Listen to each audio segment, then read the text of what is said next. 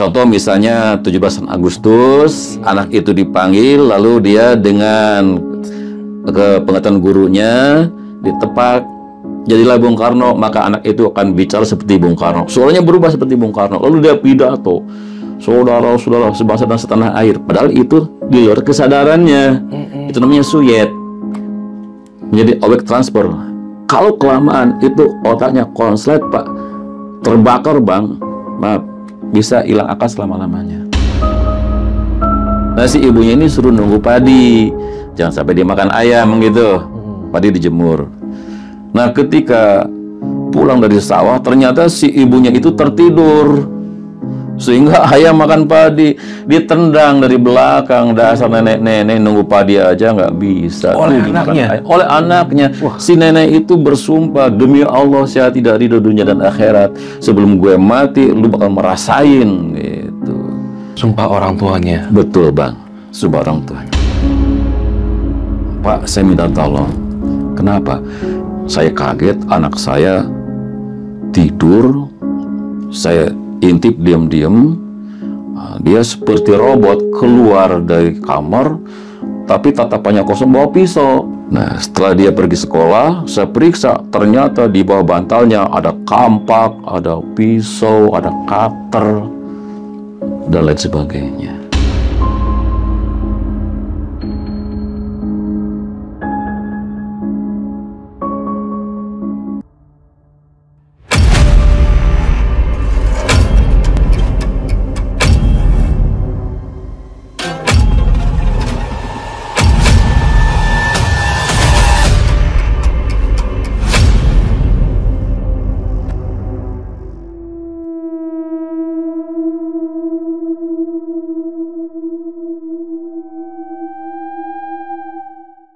Assalamualaikum brother, ketemu lagi di channel Jajah Malam.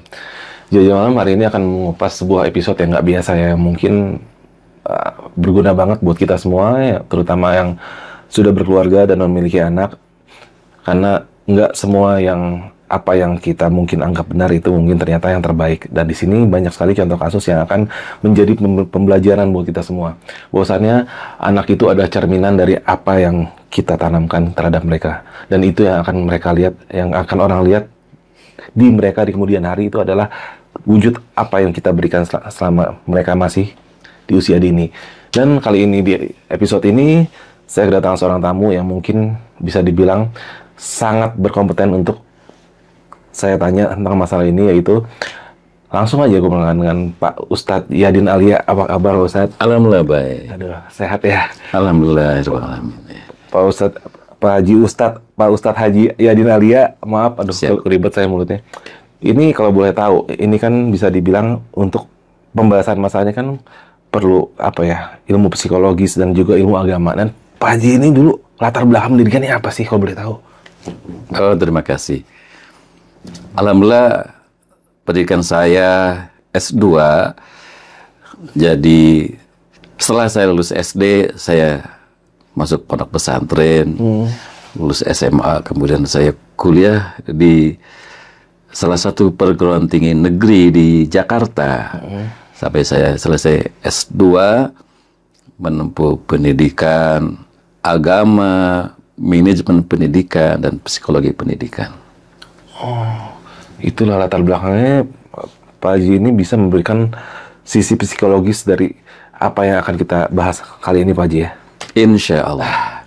Luar biasa. Selain itu pula saya belajar ilmu-ilmu tambahan seperti saya mempelajari tentang Tibun Nabawi, yaitu pengobatan menurut Nabi, dan juga saya mempelajari kitab besar namanya Wiqayatul Insan Minal Jinni Wasyaitan, yaitu pengaruh setan dan jin terhadap kehidupan manusia. Dan itu berpengaruh terhadap anak juga? Ya, betul. Lu penasaran kisahnya gimana? Langsung aja biar Pak Ustadz Haji Yadin Alia akan bercerita tanpa saya potong lagi.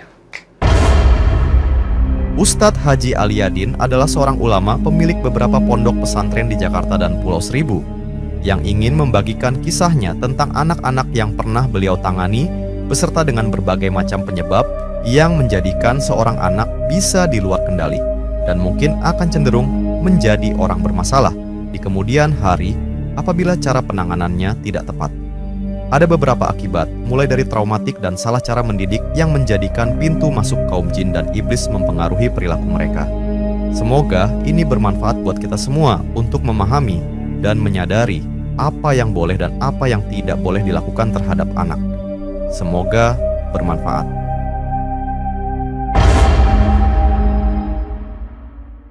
Baik, terima kasih. Assalamualaikum warahmatullahi wabarakatuh. Ya. Alhamdulillah malam hari ini, saat ini kita bisa berjumpa lagi. Izinkan sebelum kita lanjutkan, karena kita akan membahas beberapa kasus yang ada kaitannya dengan orang per orang. Betul. Sama-sama kita berdoa mudah-mudahan orang-orang yang kisahnya diangkat ke permukaan jadi pelajaran untuk kita senantiasa. Allah berikan keberkahan dan kesuksesan. Berdoa mulai. Ya. Selesai. Jadi betul bahwa bagi yang beragama Islam di Quran sendiri itu kata-kata sihir diulang sampai 7 kali. Kata-kata jin dan setan berpuluh-puluh kali. Dan kata-kata jin dan anak, setan dan anak kecil juga berpuluh-puluh kali. Malah di dalam agama Islam itu ada yang namanya Umusibyan, yaitu jin atau setan yang khusus mengganggu anak-anak kecil. Ada. Itu namanya Umusibyan. Umu artinya ibu, sibyan artinya anak kecil. Jadi mungkin dalam bahasa kitanya apa tuh? Wanita yang suka ganggu anak kecil. Apa kira-kira Bang? Wanita yang suka mengganggu anak kecil. Wanita yang menyeramkan suka ganggu anak kecil. Kuntilanak. Itu dia. Ternyata ada di hadis Nabi itu tentang kuntilanak yang suka ganggu. Persoalannya sekarang, apakah anak itu nangis semata-mata karena faktor psikologis, karena kejiwaan, karena sakit secara fisik, atau ada faktor X, katakanlah gangguan jin dan setan. Nah, mari sekarang kita lihat latar belakangnya. Jadi pemirsa, bisa jadi anak kecil itu nangis yang terus-menerus. Itu karena beberapa faktor. Satu, faktor kesehatan fisik. Mungkin anak itu nggak nyaman, nggak enak. Termasuk mungkin pakaiannya, mungkin badannya, mungkin juga belum mandi dan lain sebagainya. Faktor fisik dan kesehatan. Yang kedua, faktor psikologis, kejiwaan. Mohon maaf, bisa jadi orang tuanya nggak harmonis. Hati-hati Bang. Kalau suami istri berantem itu anak itu bawaannya juga nggak enak, air susunya nggak enak, makanya di nenek nggak mau, nangis terus. Kenapa? Orang tuanya nggak harmonis.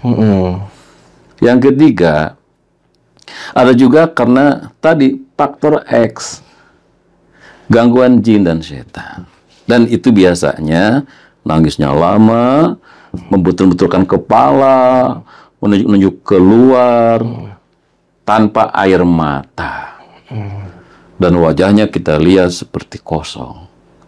Nah, inilah hati-hati, bisa jadi anak itu terkena pengaruh jin atau setan, seperti yang diungkapkan dalam kitab besar, namanya Wiqayatul Insan Minal Jin Wasyaitan. Ada ya itu ya? Ya, betul ada. Nah, Pak Haji, ini berarti artinya mulai bisa itu hal seperti itu masuk dari situasi di rumah yang tidak kondusif, akhirnya akhirnya gangguan ini masuk menjadi pintu masuk dari suasana yang nggak kondusif. Iya, betul. Selain dari suasana yang nggak kondusif, bisa juga jin itu bisa masuk atau ngikutin anak, misalnya dari bepergian jauh, dari perjalanan tempat-tempat yang dianggap menyeramkan. Makanya mohon maaf, anak kecil jangan dibawa ziarah kubur. Kata Nabi, jauhkan anak-anak kecilmu dari kuburan. Oh gitu. Betul. Kan konotasinya namanya kubur itu serem gitu kan. Nah, atau juga anak-anak itu terpengaruh jin karena misalnya anak itu berinteraksi dengan tempat-tempat yang dimana di situ ada jinnya atau ada setannya. Gini Bang, ada cerita. Jadi ada anak kecil yang baru bisa bicara. Pulang dari mall, di mobil tidur.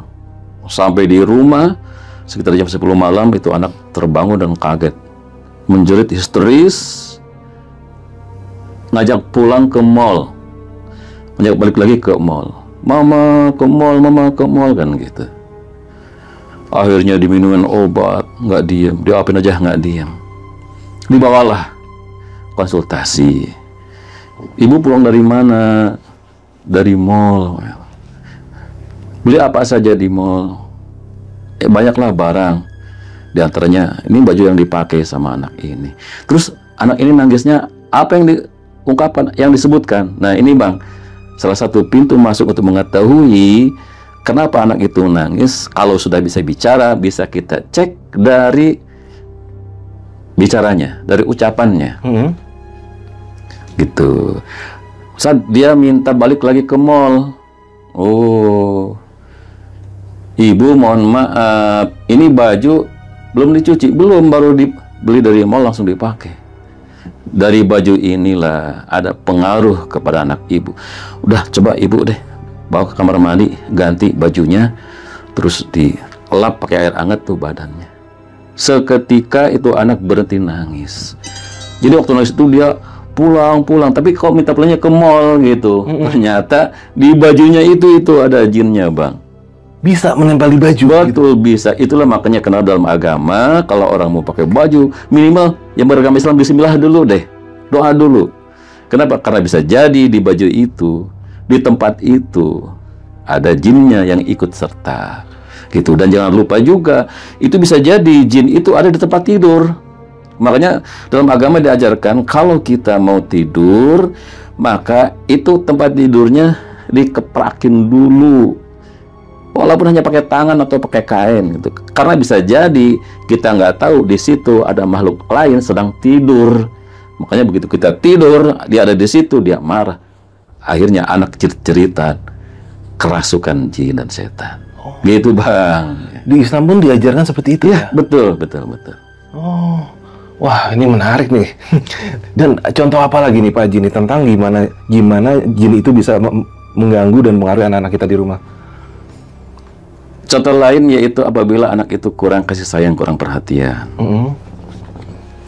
Tidak ada panutan, tidak ada tempat untuk curhat. Kadang-kadang orang tua terlalu sibuk. Maaf, guru juga perhatiannya terlalu umum. Sehingga anak itu kesepian. Makanya hati-hati. Tanda-tandanya biasanya anak itu sering ngobrol sendiri, sering ngintip tempat tidur, ngintip kolong, tiba-tiba seperti berkomunikasi dengan sesuatu gitu. Anak bicara sendiri itu tandanya anak yang cerdas, anak yang pintar. Tapi kalau dia bicara sendiri itu berinteraksi seperti ada dua orang temannya, itu hati-hati. Dia bisa jadi sedang berkomunikasi dengan makhluk lain. Makanya ketika ada anak kecil nangis, mama, ayo peluk. Kenapa? Dia sedang gelisah, dia sedang risau, dia ingin merasakan pelukan cinta kasih sayang mamanya. Jangan sampai mama katanya, udah sama papa kamu, papa udah sama mama kamu. Akhirnya sama mama ditolak, sama papa ditolak. Akhirnya nangisnya berubah nada menjadi setan. Nah, kan bahaya gitu. Mamanya marah, papanya marah, ya udah. Itulah. Makanya banyak anak cerdas, pinter, tapi dia sepertinya jiwanya kosong. Pernah Bang, ada anak. Percaya nggak Bang? Gimana tuh? Jadi kalau ada selama ini kasus anak SMP loncat dari lantai 4, anak SMA loncat dari lantai 8, anak SD loncat dari lantai 3, itu kisah nyata. Dan anak itu cerdas, anak itu pinter, anak itu pandai. Pernah jadi juara Olimpiade Matematika. Wah. Ayo Bang, selamat ya, sekarang Abang udah jadi pegawai negeri, sukses. Nah gini Bang ceritanya. Jadi anak itu tiba-tiba saja mau loncat dari lantai 3 di salah satu SD di Jakarta Timur. Kebetulan guru olahraganya itu gesit, melihat anak sepertinya berusaha mau naik pagar, langsung lari, dikejar, ditarik bajunya. Kata anak, enggak, aku nggak mau loncat, aku mau berenang. Tuh teman-temanku di bawah ngajak aku berenang gitu. Lapangan upacara kelihatannya seperti kolam renang. Coba bayangkan. Itu pengaruh sesuatu kan. Nah, itu dia. Makanya dibawa oleh orang tuanya ke rumah, kita ngobrol gitu, bagaimana kehidupan sehari-hari. Ternyata itu tadi, bapaknya sibuk, ibunya sibuk, dia sering ngobrol sendiri. Nah, dan kalau malam itu dia kadang-kadang main di halaman sendirian, main di taman sendirian, gitu. Dan dia sering bicara sendiri. Maka saya katakan, Bapak, Ibu, tolong minimal selama sebulan tidurnya dipeluk, minimal 1 kamar dulu. Walaupun dia sudah besar, kelas 4 SD, ini anak perlu pengawasan khusus, perlu pelukan sayang dari orang tua. Dan izin Allah akhirnya, dan ajak cerita kisah-kisah dulu waktu ibu masih kecil, waktu bapak masih kecil. Itu anak kan seneng. Akhirnya nanti dia akan tertidur pulas. Nah, di memorinya tercatat indahnya komunikasi dengan orang tua. Betul Bang, dengan izin Allah sebulan kemudian dia normal kembali, gesit kembali, set kembali. Bahkan di SMP juara Olimpiade Matematika. Nah, sekarang dia sudah jadi pegawai negeri, alhamdulillah. Nah, kalau bisa saya ambil contoh kasus yang kemarin yang belum lama, yang seorang anak menghabisi bapak dan kakeknya ya. Betul, itu betul. pun anak cerdas dan anak dari keluarga yang berada. Nah, ini kemungkinan juga ada yang salah di dalam ini pasti ya. Ya. Betul. Jadi alhamdulillah Bang, saya belajar psikologi juga. Ya, saya juga belajar Tibun Nabawi, pengobatan ala Rasulullah gitu. Jadi benar itu diantaranya karena ada faktor X, pengaruh si anak itu kemasukan jin dan setan. Pertanyaannya, kenapa bisa kemasukan jin dan setan? Nah, ketika anak itu nggak nyaman di rumah, dan di antara faktor penyebabnya itu, di rumah dimarahi, di sekolah dimarahi, teman-teman jauh, akhirnya dia merasa dirinya kesepian. Nah, maka ada beberapa hal yang maaf banget sangat membahayakan jiwa anak. Satu, memarahi anak lagi makan. Kenapa Pak Haji? Karena nanti bersama makanannya itu akan masuk ribuan setan. Rasul mengingatkan jangan memarahi anak lagi makan. Kalau anak dimarahi lagi makan, ribuan setan masuk bersama makanannya, dan anak itu akan trauma berat. Akan trauma berat, tidak menikmati makanannya, bisa kabur, lari dari rumah. Yang kedua, jangan pernah memarahi anak dan kata-kata yang menyakitkan. Dengan kalimat-kalimat negatif. Seperti, banyaklah contoh-contohnya kata-kata itu. Yang kasar ya? Kasar. Kenapa? Begitu anak keluar rumah, dia nunduk. Dan jiwanya hancur sehancur-hancurnya. Ternyata orang yang pertama menganggap aku ini nakal, aku ini jahat, dan lain sebagainya adalah orang tuaku sendiri. Keluargaku sendiri. Orang dekatku sendiri. Sehingga anak keluar rumah, nunduk, nggak bawa harga diri. Merasa terhina. Dan itu akan menjadi trauma berat yang akan mengendap di bawah sadarnya dan suatu saat akan meledak. Itu, Bang, ada kisah lagi di Bang deh. Orang tuanya cerita, Pak, saya minta tolong. Kenapa? Saya kaget, anak saya tidur, saya intip diam-diam, dia seperti robot keluar dari kamar, tapi tatapannya kosong, bawa pisau. Saya nggak berani deketin, takut dia ngamuk. Setelah dia muter-muter, dia masuk kamar lagi, pisaunya ditaruh lagi.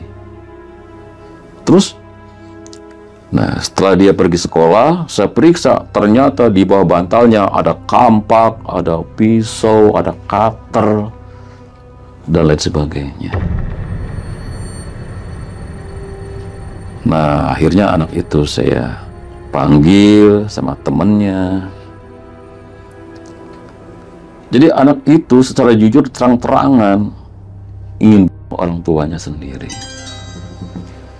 ingin semua orang yang pernah memarahinya,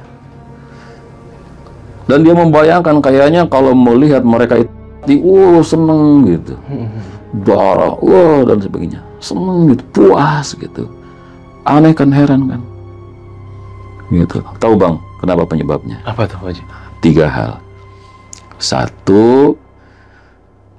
dia selalu dimarahin dan nggak ada satupun yang bela dia, sehingga dia merasa betul terbuang, terhina. Mau minta tolong sama siapa? Ketika dia merasa tersiksa, tak ada seorang pun yang mau menolongnya. Yang kedua, tontonannya tuh Bang. Apa tontonan ini? Nah, si temannya ini cerita, ternyata dia tuh seneng nonton ya adegan-adegan psikopat gitu. Seperti adegan-adegan mutilasi dan sebagainya. Dia seneng gitu. Jadi dia ingin mencontoh. Wah, puas deh ngelihat seperti itu. Awalnya memang dia takut. Awalnya serem, tapi lama-kelamaan dia malah terbiasa. Malah tadi ingin mencoba. Bahayanya tontonan bagi anak-anak kita. Itu bisa jadi pintu masuk setan ke dalam jiwa anak-anak kita. Pengaruh tontonan yang sadis. Itu Bang. Makanya dia pengen orang tuanya, pengen orang yang memusuhinya. Sampai tidur pun di bawah bantal menyimpan pisau, gunting, cutter, obeng, kampak dan lain sebagainya. Jadi nggak heran kalau ada anak tuanya. Karena ketika ditanya kenapa, ada yang bisikin. Nah ini dia Bang. Ada yang bisikin, ada yang nyuruh. Setelah kejadian kan dia nyeselnya luar biasa kan. Emang anak baik.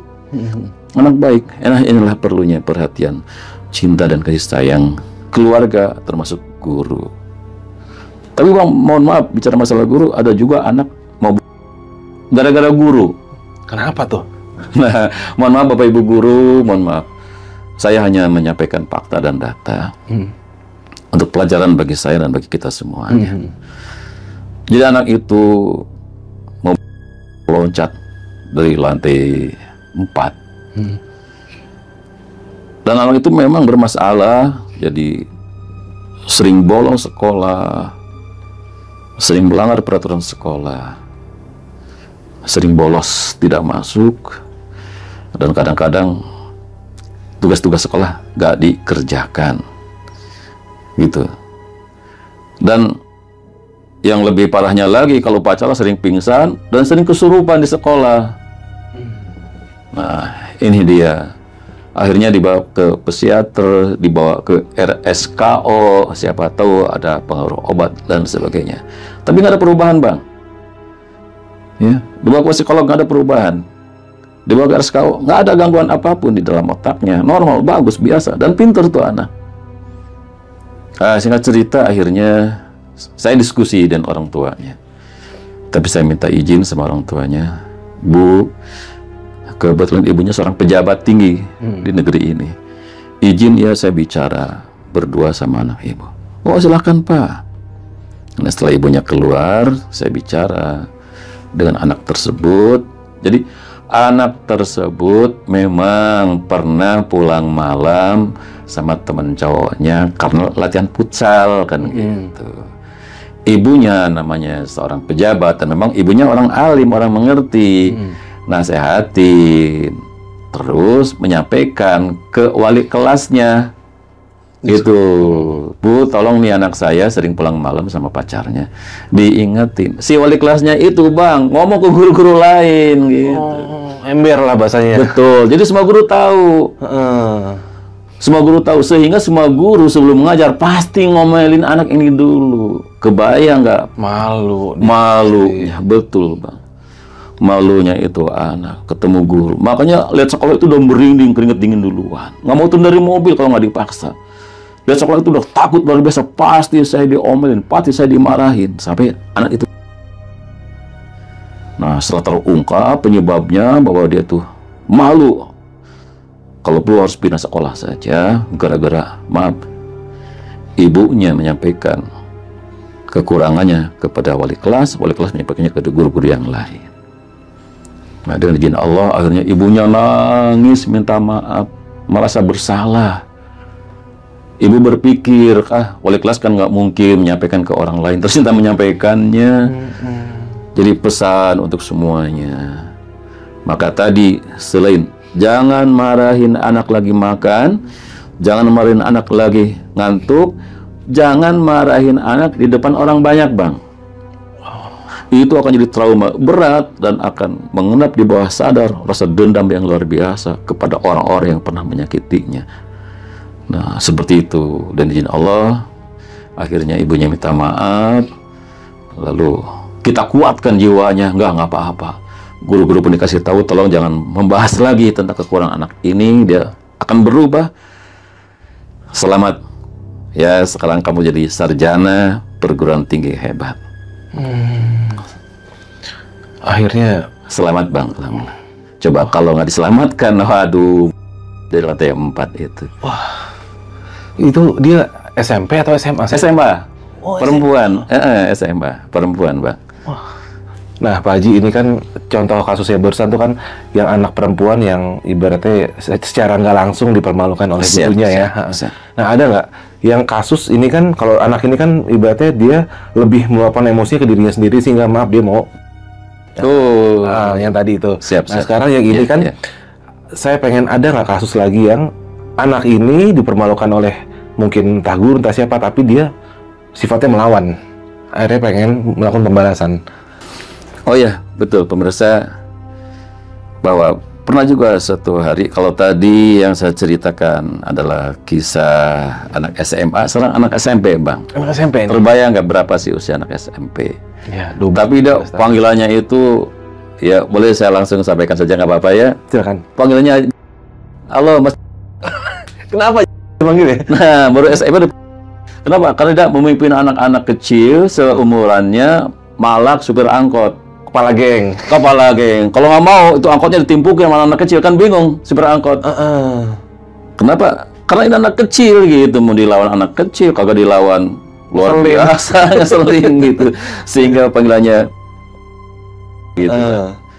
Singkat cerita, ya karena banyak kasus yang mengerikan, akhirnya ketika rapat guru, sepakatlah tuh tidak naik kelas. Nggak naik nih anak? Tidak naik kelas, harusnya tidak naik kelas. Rupanya ada bocoran bahwa dia tidak naik kelas gara-gara ada guru yang nggak mau ngasih nilai gitu.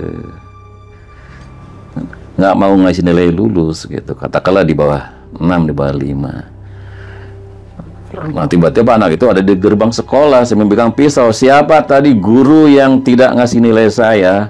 Ayo, ngaku gitu. Kebayang nggak anak sekecil itu sudah berani mengancam guru?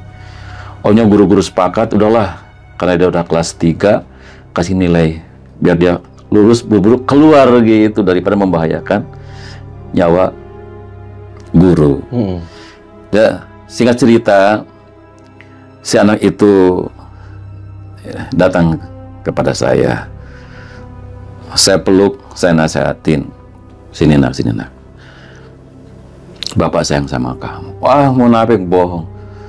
Semua orang tuh benci sama saya. Semua orang mengatakan saya ini nakal. Oh, enggak. Sini. Siapa tahu saya bisa bantu. Bantu apaan? Minimal dengan doa. Ayo cepat duduk sini. Saya sedikit bentak. Tujuannya supaya dia itu ya tadi bisa dekat dengan saya.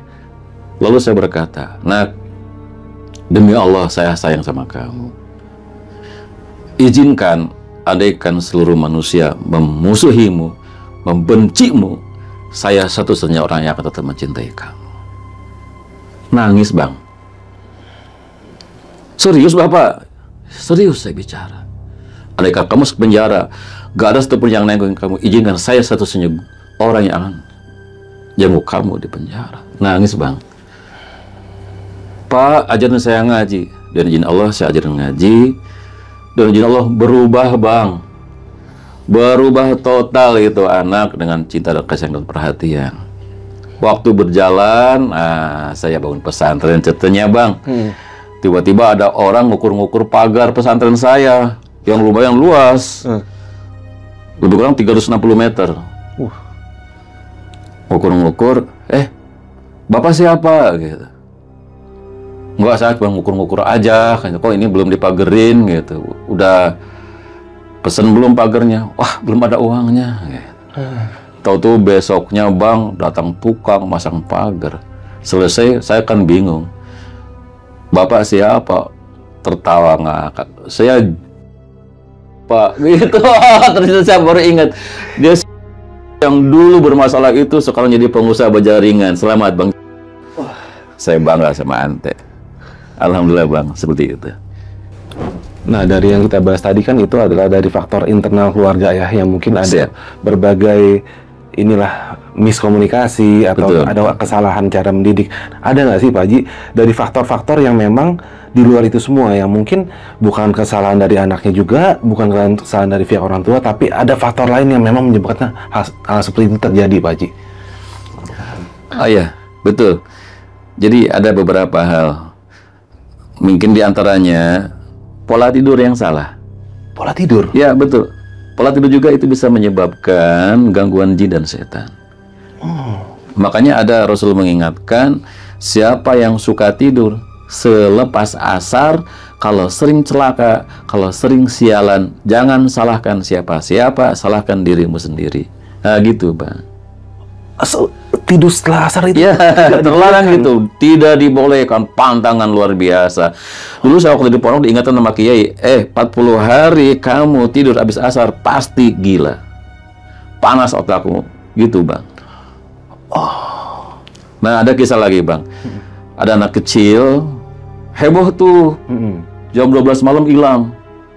Dari tempat tidur, dicari kemana-mana, mau ketemu. Jam 2 baru ketemu, ternyata dia pakai seragam SD, berangkat sekolah jam 2. Di belakang sekolah ada kuburan, dia lagi main tanah di atas kuburan sambil ngomong sendiri. Betul. Mana teman-temannya kok udah siang belum pada datang gitu. Ternyata dia ngelindur, kenapa tidur habis asar, Bang. Waduh, bahayanya luar biasa. Otaknya panas, Bunda.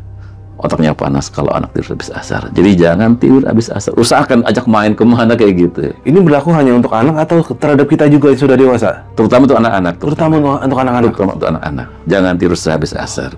Ada hadis lain yang mengatakan demikian. Sehabis asar sebelum maghrib itu adalah kekuatan setan di dalam puncaknya. Gitu, Bang. Tapi ada juga yang anak itu, maaf, itu korban pengaruh jin, maaf gitu, pegangan atau santet atau sihir yang sebenarnya tujuannya kepada orang tuanya. Anaknya jadi korban. Bisa gitu ya? Betul, bisa, Bang. Ada anak dibawa, maaf, kotorannya itu ranting dan alang-alang. Ya, sampai dibawa sama orang tuanya, Pak Ustadz, percaya nggak ini kotoran anak saya? Astagfirullah, ranting pohon dan alang-alang. Padahal anaknya nggak pernah makan ranting pohon, nggak pernah makan alang-alang. Wah. Dan yang mengerikan lagi, saya suruh coba ibu periksa tempat tidur anak ibu biasanya di mana. Diperiksa lah, begitu dibuka ada ular kobra di bawah tempat tidur. Nah, ini apa salah anak sehingga harus menderita seperti itu? Ternyata itu ini ada 2 kasus yang mirip. Yang pertama, orang tuanya punya pegangan tapi nggak dipelihara, nggak dirawat, melanggar pantangannya. Itu yang pertama. Yang kedua, sebenarnya orang tuanya ini sasaran sihir atau santet. Punya musuh. Punya musuh. Tapi karena orang tuanya dalam kondisi sedang baik-baik saja gitu aja. Kena ke anaknya yang tadi lagi-lagi tidur habis asar, Bang. Itu bahayanya luar biasa. Bisa jadi sasaran suyet atau sasaran santet. Nauzubillah min dzalik. Bisa dari yang ditarget orang tuanya yang kena anaknya. Iya, kena anaknya. Makanya juga ada kasus masih berkaitan dengan anak tadi yang keluar kotoran dalam bentuk ranting dan alang-alang. Itu orang tuanya itu kaget luar biasa. Kenapa? Dindingnya itu penuh darah. Dan di depan rumah itu, maaf, bangkai berserakan. Seperti kucing habis makan tikus nggak habis gitu. Tapi di mana-mana gitu, nggak masuk akal. Nah itulah. Lagi-lagi ada ikan-ikan di akuarium mati semua. Pot di depan rumah mati mendadak. Kemarin masih hijau, tiba-tiba pagi-pagi sudah kering semua. Dan itu keringnya itu seperti sudah mati seminggu yang lalu atau sebulan yang lalu gitu. Nah, itu tahu nggak Bang rahasianya? Kenapa tuh? Nah, ini dia.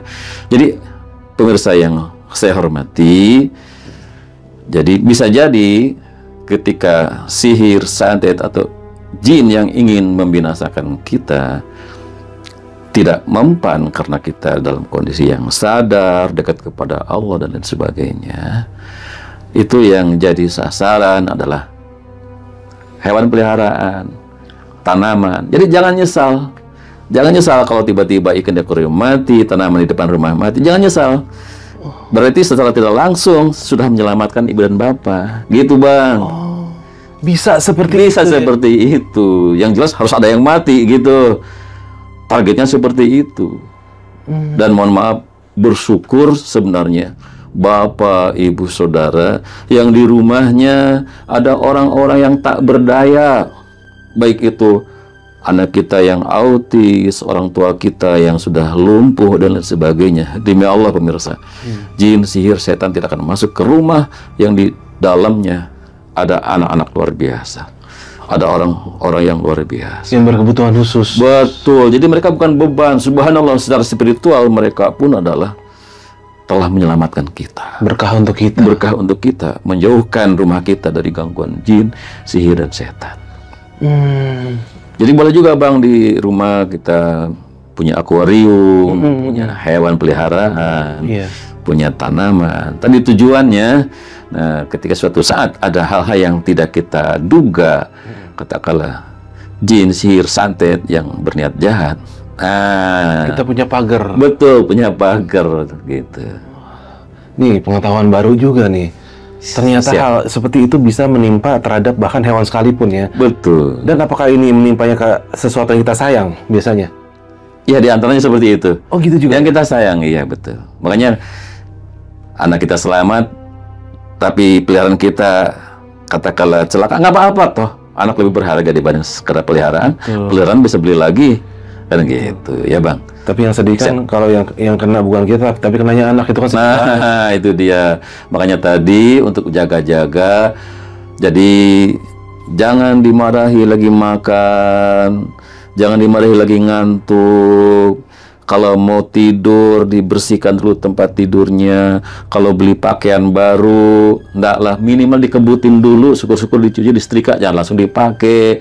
Kalau pulang bepergian, ganti pakaiannya, pakai yang bersih, lap seluruh tubuhnya. Juga kalau masih punya anak kecil, kalau pulang dari mana, dari pekerjaan dan lain sebagainya, ingin peluk anak kita, mandi dulu Bang, karena bisa jadi di tubuh kita itu ada sesuatu Yang menempel. Betul, jangan langsung meluk anaknya. Kalau meluk emaknya nggak apa-apa Bang, gitu. Tapi anaknya jangan.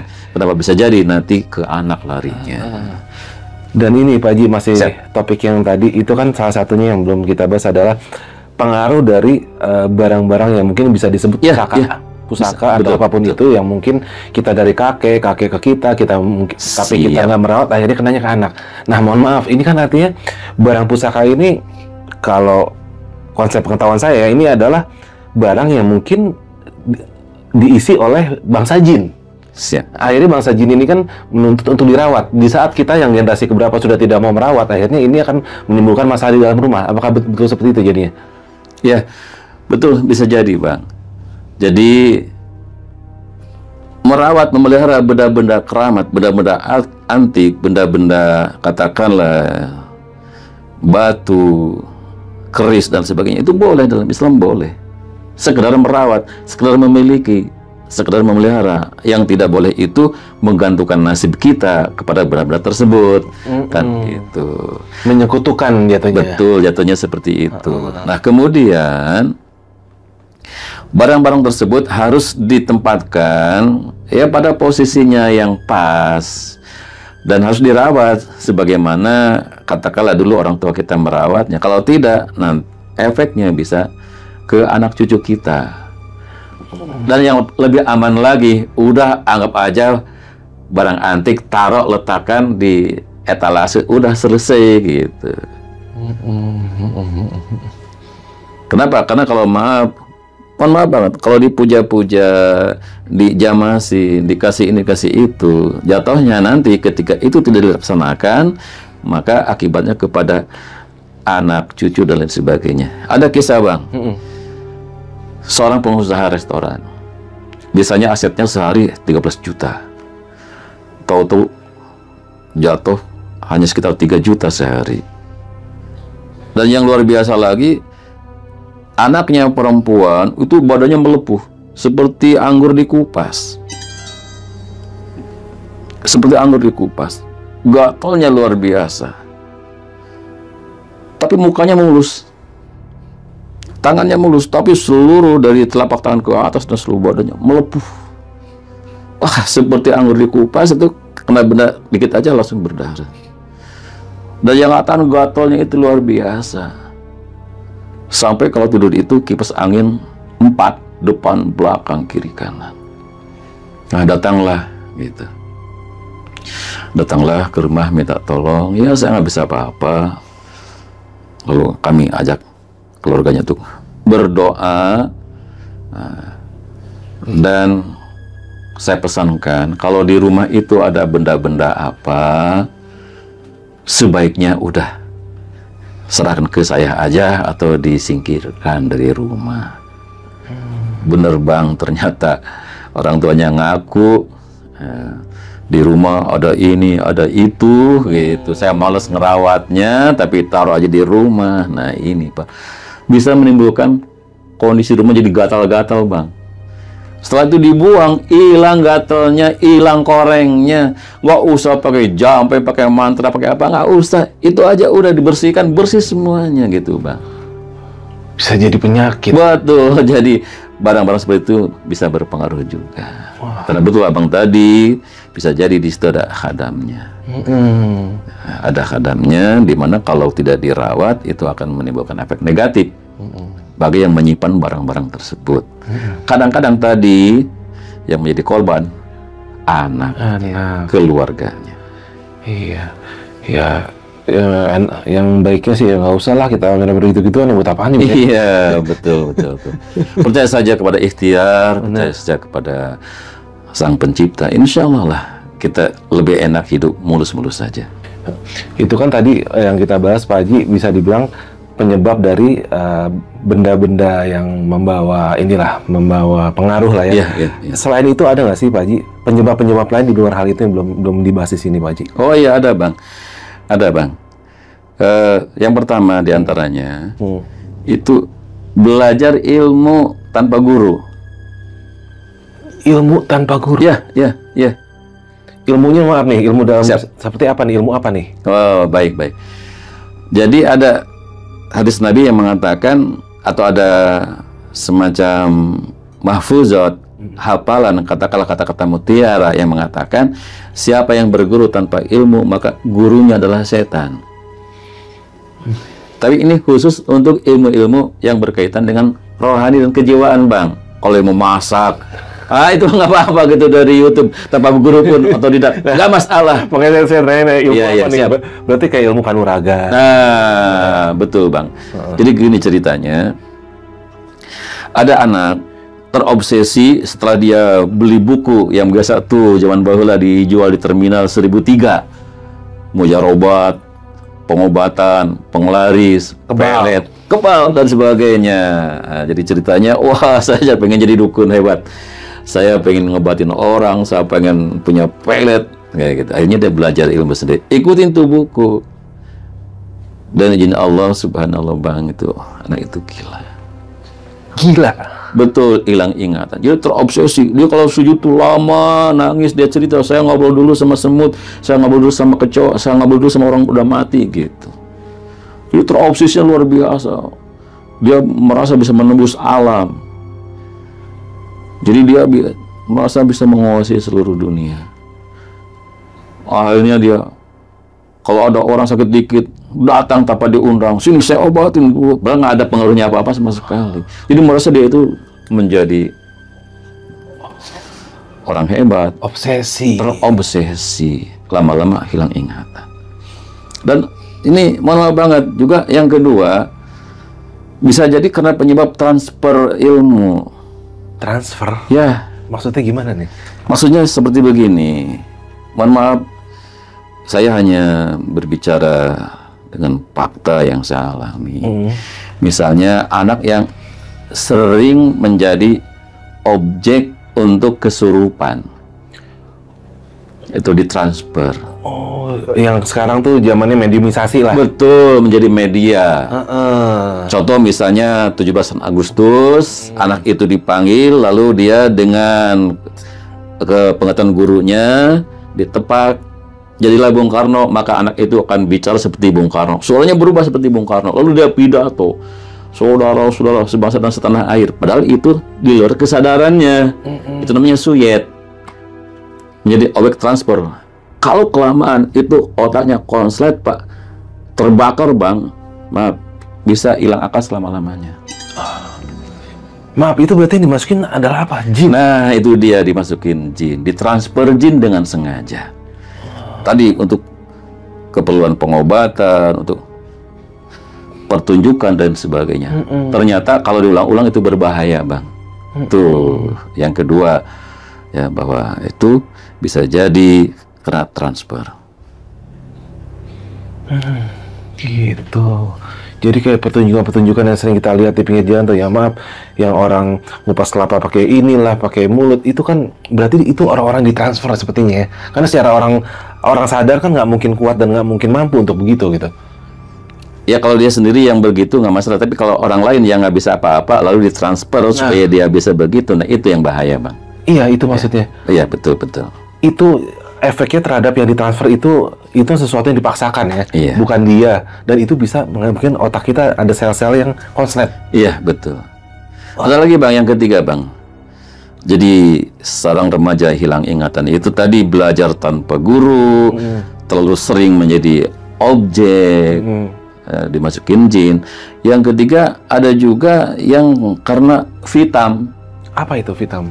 Jadi vitam itu emosi kemarahan yang meledak-ledak, diantaranya karena misalnya cinta yang terhalangi, karena egoisme orang tua. Anak itu udah akil balik, pengen menikah. Orang tua selalu berpikir idealis, kamu kerja dulu, banyak uang dulu baru nikah. Sementara desakan biologis itu udah luar biasa dahsyatnya. Apa yang terjadi? Akhirnya itu anak menjadi dingin dan hilang ingatan. Itu banyak kasus seperti itu, egoisme orang tua memaksakan cinta kepada anak atau menghalangi cinta anak, akhirnya ingatan anak jadi korban. Hati-hati, Bang. Nah, atau kalau anak itu nggak kehilangan akal, anak itu akan agresif, ingin tuanya sendiri, karena dianggap orang tua ini musuh yang menghalangi cintanya. Nggak ada istilah terlalu mahal untuk cinta. Jadi cinta itu nekat luar biasa. Jadi bapak, ibu, saudara yang punya anak remaja yang memang sudah cukup usia, yang penting tanggung jawab, yang penting pasangannya mau, keluarganya siap. Untuk apa dihalang-halangi daripada anak kita menjadi korban hilang ingatan. Banyak sekali faktor yang bisa untuk pintu masuk jin untuk merusak keluarga ya dari situ ya. Betul. Sedikit lagi, Bang, tadi saya tambahkan, termasuk ini yang banyak anak remaja menjadi kehilangan ingatannya, itu setelah dia mengikuti katakanlah perguruan-perguruan silat yang menggunakan kekuatan-kekuatan gaib. Anak itu nggak bisa silat, tapi dia bisa mempraktekkan silatnya Chen Lung, Jackie Chan, dan sebagainya. Atau bisa menarik India di luar kesadarannya. Setelah sadar, nggak bisa apa-apa. Itu juga bahaya, Bang. Lagi-lagi kalau lama-kelamaan bisa hilang ingatan. Jadi mari kita awasi sama-sama, gitu ya. Ternyata hal-hal seperti itu bisa membahayakan masa depan anak-anak kita.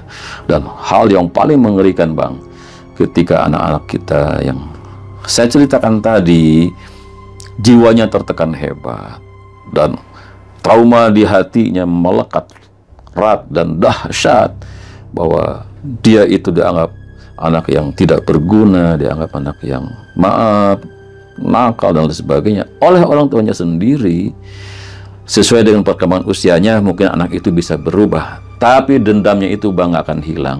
Jadi jangan heran kalau ada anak dia sarjana, dia sekolah, dia hebat, tetapi membuang orang tuanya sendiri. Jadi itu trauma dia, dendam dia masa lalu yang mungkin udah puluhan tahun yang lalu. Ketika melihat ibunya itu udah nggak berdaya, bukannya sayang, bukannya cinta, tapi dendam lama itu bangkit. Aku dihinakan, aku dicaci maki, aku dimarahi. Seperti itu Bang. Jadi pelajaran bukan cuma untuk anak-anak kita, tapi juga untuk kita orang tua, supaya kita tidak terlalu egois. Maaf, bukan menggurui, tapi inilah pengalaman dari sekian ratus orang yang pernah berkonsultasi dengan kami. Itulah antara lain penyebab-penyebabnya. Berarti bisa dibilang perlakuan kita terhadap anak di masa kecilnya itu nggak serta-merta saat itu akan membekas alam bawah sadar, dan itu akan Betul Bang. di saat dia sudah tua. Iya. Oh, Betul. gitu. Di saat tua itu akan menaruh dendam yang luar biasa kepada orang tuanya sendiri. Makanya kalau kita ngeliat kan kemarin di surat kabar ada orang tua dibuang lah segala macam. Mungkin hal-hal seperti itu penyebabnya berarti ya, Pak Haji? Betul Bang. Wah, luar biasa nih. Nah, kan ini buat yang nonton nih, buat kita semua terutama yang masih pada muda-muda yang punya anak kecil-kecil, perlakukanlah anak kita dengan baik ya. Dan Betul. tanpa dengan caci maki, tegas dengan mencaci maki itu beda Pak Haji ya. Iya. Pak Haji, dari yang pernah contoh kasus Pak Haji yang pernah tangani ini, ada nggak sih hal yang menurut Pak Haji ini paling menarik nih tentang gimana salah mendidiknya orang tua terhadap anak? Baik, terima kasih. Jadi salahnya pendidikan orang tua kepada anak. Jadi betul, jadi sikap kita yang berlebih-lebihan, yang bisa menimbulkan trauma kepada anak, itu bisa membahayakan jiwa anak, bahkan jiwa kita orang tua sendiri. Ada apa yang ada pada orang tua, itulah yang ada pada anak. Dan apa yang ada pada anak, itulah yang ada pada orang tua. Gini Bang, ada suatu kisah. Semoga Allah mengampuni semua dosa-dosa kita dan dosa-dosanya. Amin ya Allah. Ada seorang ibu yang minta perlindungan karena dia merasa oleh keluarganya, oleh anaknya, oleh mantunya, bahkan oleh besannya. Malam-malam jam 2, jam 3 datang ke rumah nangis. Ustadz, tolong bantu saya, jagain saya, lindungi saya. Kenapa Nek? Udah nenek. Saya mau astagfirullah. Siapa yang mau bunuh nenek? Anak saya, mantu saya, besan saya. Ya udah, sini Nek. Kita amankan, tidur. Nah, pagi-pagi keluarganya saya hubungin. Akhirnya dijemput sama keluarganya. Keluarganya cerita, Bang. Ustaz, saya bingung, Tad. Ini nenek itu kalau mau makan nangis, mau minum nangis, mau tidur nangis. Kalau di rumah itu pintu dikunci dari dalam. Apa saja, lemari, meja, bangku, taruh dekat pintu. Mengganjal. Diganjal. Alasannya supaya orang yang saya nggak bisa masuk. Kebayang nggak penderitaannya? Jadi selamanya dia merasa paranoid. Betul, paranoid. Ada yang mau membunuh dia. Nah, kebetulan waktu itu saya tinggal di suatu daerah, bukan yang sekarang ya Bang ya. Dan itu kenal dengan nenek saya. Oh gitu. Teman nenek saya katakanlah. Saya tanya nenek saya, nenek kenal nggak sama nenek itu? Oh, itu teman gua main, gitu. Itu dulu gimana sih waktu masih mudanya? Nenek saya yang cerita. Jadi dulu, maaf, di Betawi itu kan dulu banyak sawah. Nah, jadi si anaknya itu metik padi di sawah. Nah, si ibunya ini suruh nunggu padi. Jangan sampai dia makan ayam gitu. Padi dijemur. Nah, ketika pulang dari sawah, ternyata si ibunya itu tertidur. Sehingga ayam makan padi, ditendang dari belakang. Dasar nenek-nenek nunggu padi aja nggak bisa. Oleh anaknya? Oleh anaknya. Si nenek itu bersumpah, demi Allah saya tidak ridho dunia dan akhirat. Sebelum gue mati, lu bakal merasain gitu. perbuatan lu kepada gua. Gitu, Bang. Nah, sehingga si nenek ini seperti itu. Padahal anak cucunya baiknya luar biasa, Bang. Demi Allah saya bersumpah. Baiknya luar biasa. Dimanja, dimandiin, disuapin. Tapi gitu, Bang. Asal mau makan nangis. Asal mau minum nangis. Nangis, Bang. Nangis. Nenek ini adalah cerminan si anak yang nendang tadi setelah dia tua berarti ya? Betul. Setelah jadi nenek-nenek. Asal mau makan nangis, gua mau diracun ya. Asal mau minum nangis, gua mau diracun ya. Nek, siapa yang mau racun nenek nih? Saya minum. Nah, anaknya atau cucunya minum, baru dia mau minum.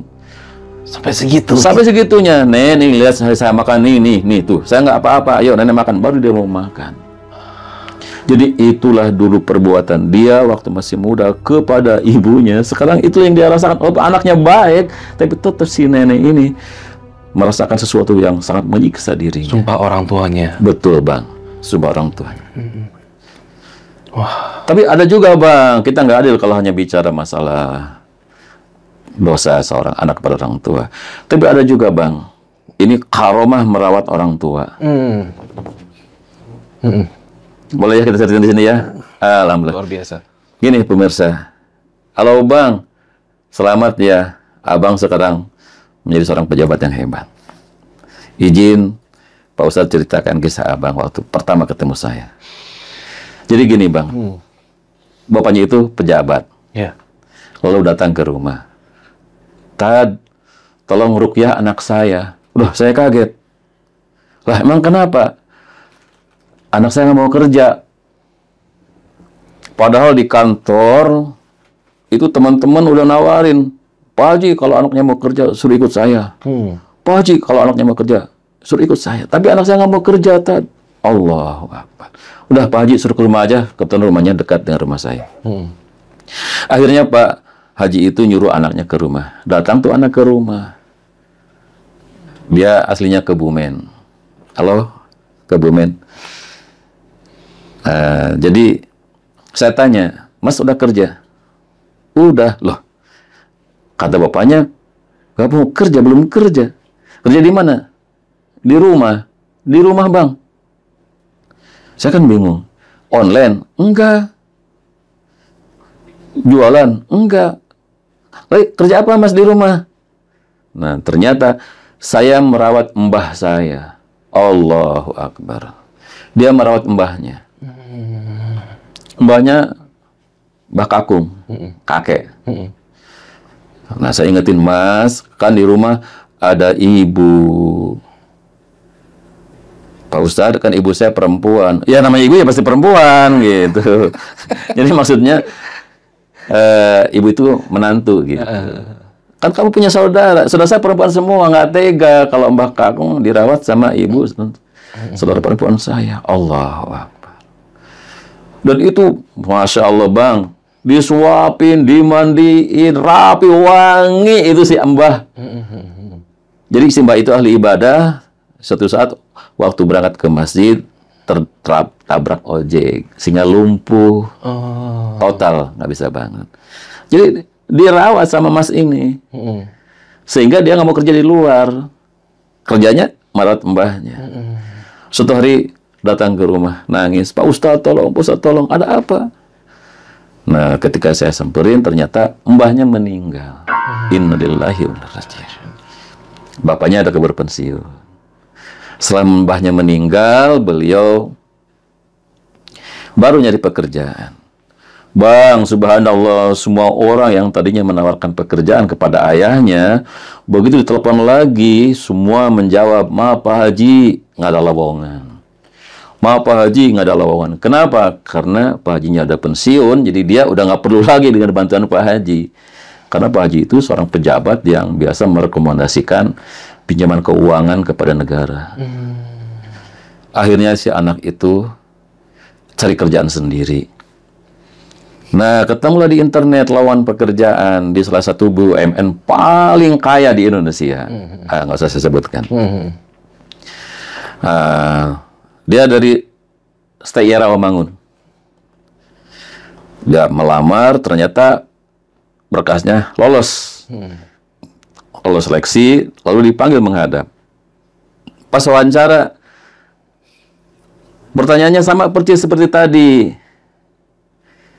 Nama, sebutkan namanya. Pendidikan S1, saya Rawamangun. Selama ini Anda bekerja di mana? Di rumah. Kerja apa? Ngurusin mbah. Kamu anak yang baik, langsung lulus, Bang. Masya Allah. Allahu Akbar. Beberapa tahun kemudian, terima kasih Mas, bantu pesantren kami di atas 100 juta. Sekarang sudah jadi pejabat. Itulah bakti kepada mbah, merawat mbah yang sudah nggak berdaya. Barokah ya. Barokah, betul Bang. Allahu Akbar. Seperti itulah gambarannya. Luar biasa ya. Allah punya jalannya sendiri ya. Iya, betul Bang. Nah, Pak Haji, dari berbagai macam penyebab yang tadi ya sudah kita bahas tuh, yang berpengaruh semua. Ini kalau boleh tahu apa sih treatment kita, antisipasinya supaya ini tidak terjadi di keluarga kita semua? Baik, terima kasih. Begini Bang, jadi setidaknya ada 6 langkah pemirsa untuk antisipasi dan mengatasi gangguan jin, setan dan sihir dalam kehidupan keluarga. Yang pertama, ikhlas menerima kenyataan hidup, tidak banyak mengeluh. Ternyata jin, sihir, setan, santet, guna-guna tidak takut sama ahli ibadah, nggak takut sama zikir-zikir dan doa Bang, nggak takut. Oh gitu? Iya, nggak takut sama orang hafal Quran, nggak takut.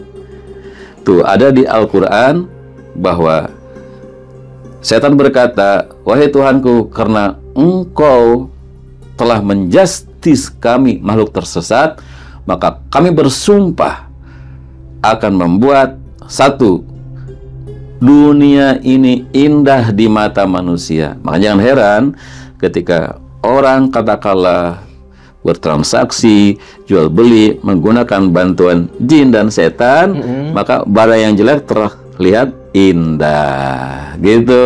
Bisa disebut penglaris. Betul, termasuk itu. Emang ada di Quran. Tapi ada Bang yang kedua.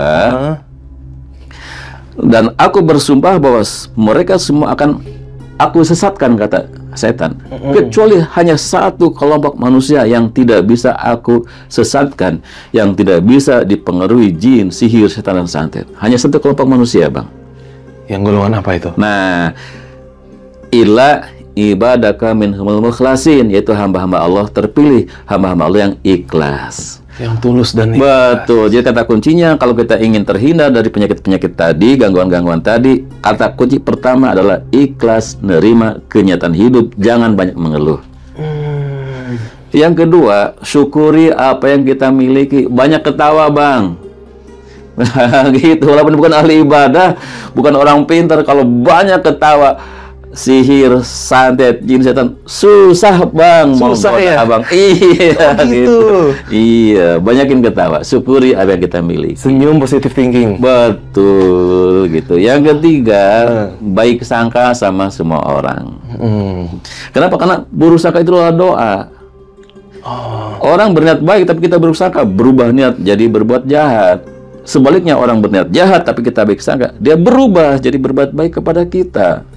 Contoh, Bang, misalnya ada orang nyebur pakaian, pakaiannya jatuh, ada orang baik lewat, aduh kasihan, ini pakaian jatuh kotor, dia angkat untuk dikembalikan ke tempatnya, Menolong lah. menolong. Tapi ada yang punya ngelihat, oh langsung dia teriakin, malah jemuran, apa yang terjadi? Dibakar tuh jemuran. Tuh, niatnya menolong, tapi karena yang punya barang Buruk sangka. buruk sangka, akhirnya terjadilah buruk sangka itu. Jadi yang ketiga, baik sangka sama semua orang. Yang keempat, jin, sihir, setan, santet, guna-guna, pelet, jangan ditakutin. Makin ditakutin makin kuat pengaruhnya, makin diabaikan makin lemah, lebih lemah dibanding seekor semut. Tuh, kenapa kita nggak usah takut? Karena kita punya Tuhan, punya Allah. Gitu. Baliknya ke sugesti jadinya. Betul, gitu. Karena jin, sihir, setan, santet itu akan rentan mempengaruhi jiwa-jiwa yang lemah, jiwa-jiwa yang buruk sangka, jiwa-jiwa yang kotor, jiwa-jiwa penakut. Lalu Ini yang kelima Bang nih. Yang tadi saya ceritakan di awal. Jangan tidur sesudah asar sampai sebelum isya. Terutama untuk anak kecil. Usahakan jangan tidur sesudah asar sampai sebelum isya. Itu bahaya. Di situ kekuatan daripada makhluk-makhluk gaib. Nah, yang keenam, yang terakhir, bagi yang beragama Islam, pelihara wudhu. Tentunya pelihara salat 5 waktu. Nah, itu aja Bang, 5 untuk antisipasi dan sekaligus untuk mengobatinya. Maka insya Allah gangguan-gangguan seperti tadi bablas semuanya. Amin, amin. Luar biasa Pak Haji. Ini ilmu bro ya, lu catet ya. Oke. Jadi mungkin boleh saya closing aja Bang? Nah, siap. Jadi mungkin, mohon maaf bukan menggurui, tapi berdasarkan pengalaman ya kami bermasyarakat, ada beberapa poin yang ingin kami sampaikan. Yang pertama, mari kita mencintai anak kita sepenuh hati, siapapun mereka. Mereka darah daging kita. Kalau bukan kita orang tuanya, kalau bukan kita gurunya, yang mencintainya siapa lagi? Kalau perlu kita sebagai orang tua, sebagai guru, bersumpah kepada anak kita, anakku, demi Allah, kami mencintaimu. Andaikan seluruh makhluk di bumi mengutukmu, andaikan seluruh makhluk di muka bumi membencimu, izinkan kami orang tuamu, satu-satunya orang yang akan tetap mencintai kamu.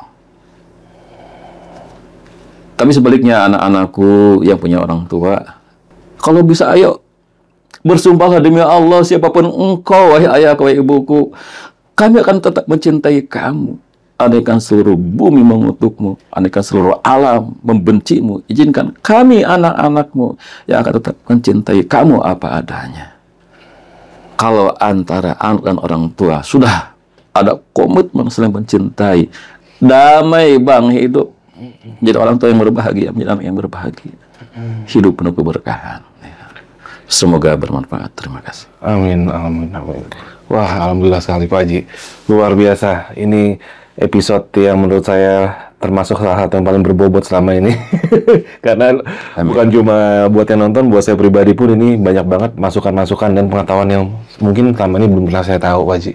Dari yang Pak Haji ucapin tadi, ya mudah-mudahan ini menjadi barokah, menjadi amal jariah ya, Pak Haji juga ya. Amin. Semua orang yang menganggap ini bermanfaat Pak Haji. Wah, oke bro, hari ini kita nggak ada kuntilanak, nggak ada pocong, nggak ada genderuwo, tapi ada manfaatnya yang sangat luar biasa. Pak Haji, sebelumnya saya ucapin makasih banyak nih. Pak Haji sudah datang ke studio kita, sudah berbagi ilmu dan pengalamannya. Mudah-mudahan ini bermanfaat ya. Oke, mungkin kita tutup dulu Pak Haji ya episode ini. Saya Arfi dari Jajah Malam dan Pak Haji Ustadz Yadin Alia, kita undur diri dulu. Sampai ketemu di episode selanjutnya. Assalamualaikum warahmatullahi wabarakatuh. Waalaikumsalam warahmatullahi wabarakatuh.